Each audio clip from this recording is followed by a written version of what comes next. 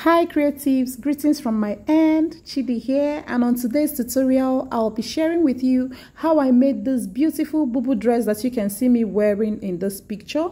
If this sounds like what you'd be interested in knowing how it is done, the drawstring, the V-hem, the V-neck, the sleeve, how I manage this tricky fabric is actually a Duchess fabric. Very silky. If you want to see how I managed every bit of this fabric and made this beautiful dress, then you have to stick around till the end. Do not cut any part of the video and understand every bit of the process I took to make this dress. Okay,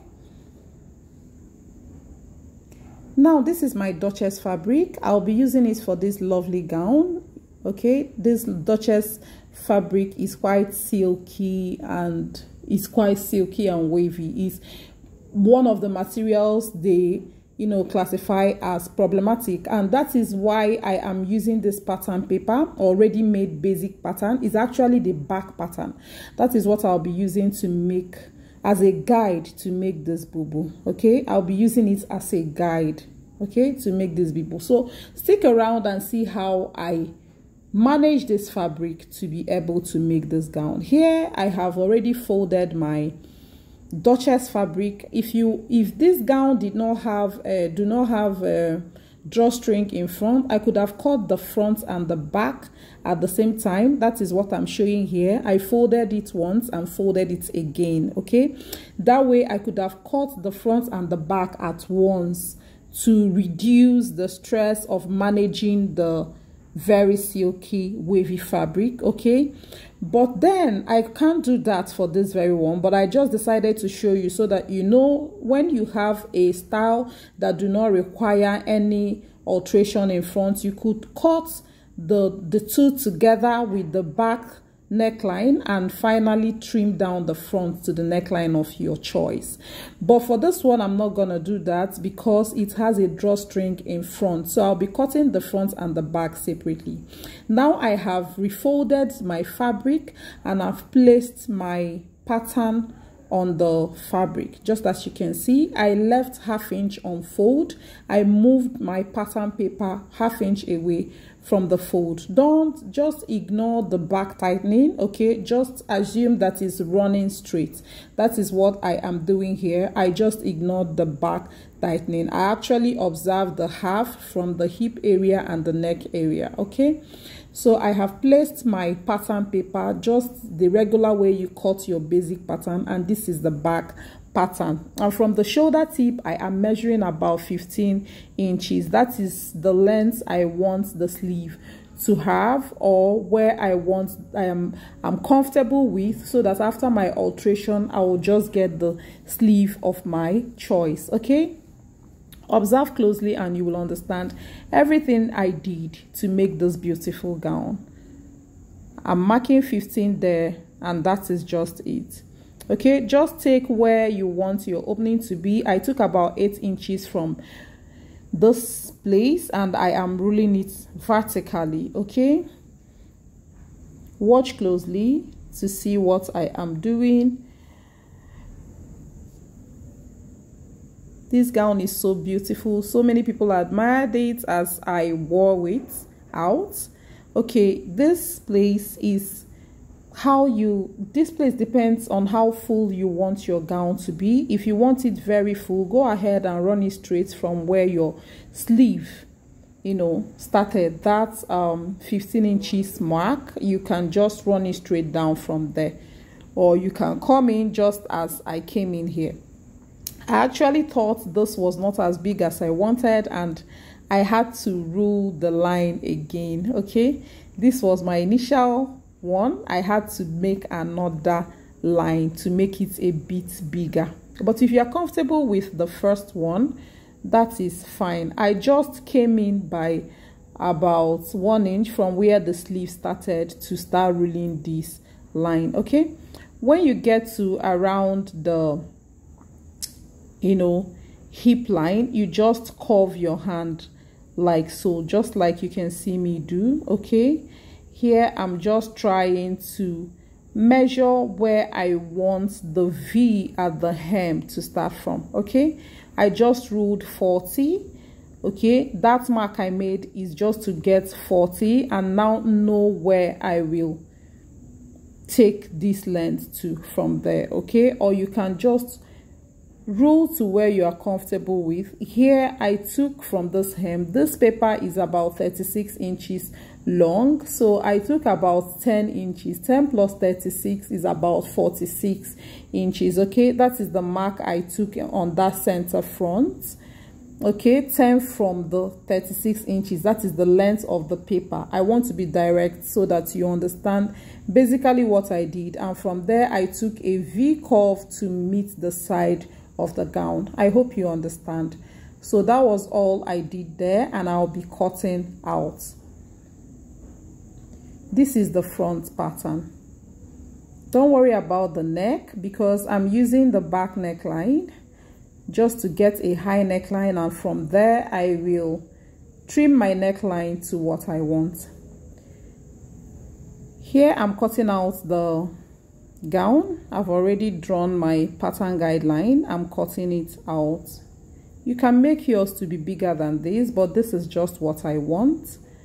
More like just reducing ½ inch from where that 15 I measured my sleeve from is. You can see the ½ inch on the sleeve right now. Okay, I just measured 15 to get my sleeve length and came in by 1 inch, rather not half, 1 inch, and ruled it down to my hem. Okay, here I have cut out my neckline, and I will go ahead to open the center front. You know the center front has a lacing, okay, a drawstring. So I'm opening it up. This is where the drawstring will be. Do not forget that I left ½ inch or 3/4 inch before I placed my pattern paper. You can see the shape of the gown already. This is how you would do yours, and yeah, that is just that. I will go ahead and modify my neckline to what I desire. You can go how deep you want. Okay, you can go how deep you want. This back basic neck is about 4 by 4 inches horizontally and 1.5 inches vertically. That is what the basic neck of this back pattern is. Okay, so that you know what you will be dropping it with, or just feel comfortable to use any way you know to just drop your neck to where is comfortable for you. So I have dropped my neck. What I just did here is to drop the neckline to where is comfortable for me. Okay, where is comfortable, that won't be so revealing. That is what I did right here. So there I have a V neckline for the center front. If you can observe closely, you can see that what I did there was a V neckline. You can see the sleeve now, and you can see that I came in slightly and ruled it straight to the hem. So here I am taking about 13 inches and making a sort of V on my sleeve just to get something that is a bit uniform with the neckline. I hope you get the gist. Okay, that is what I am just doing here, just to get a sort of matching sleeve to the for the sleeve to match to the neck somehow. Okay, that is just what I did there. I don't know if it will really be visible, but then that is just what I tried to do there. You can leave yours as it was. You must not do that slant that I did on the sleeve. Okay, I have refolded my fabric, and I'll be placing the front pattern on this back one. Okay, and I will ensure that I bring out that ½ inch or 3/4 inch, as the case may be, at the center back. Make sure you bring it out. Don't allow it to be part of the pattern. I hope you understand. Ensure you bring it out. It is not part of this pattern. You can see what I did there. It is not part of this pattern. That is just where the drawstring will be. So while I place this front pattern to the back, I ensured that I brought out the 3/4 inch or ½ inch as the case may be. So I pinned it down. Observe how I pinned it down. I was careful to pin it down properly so that it will not move. Okay, it's not right to be moving this fabric while cutting. I'm just doing this so that you will see every bit of the process I took.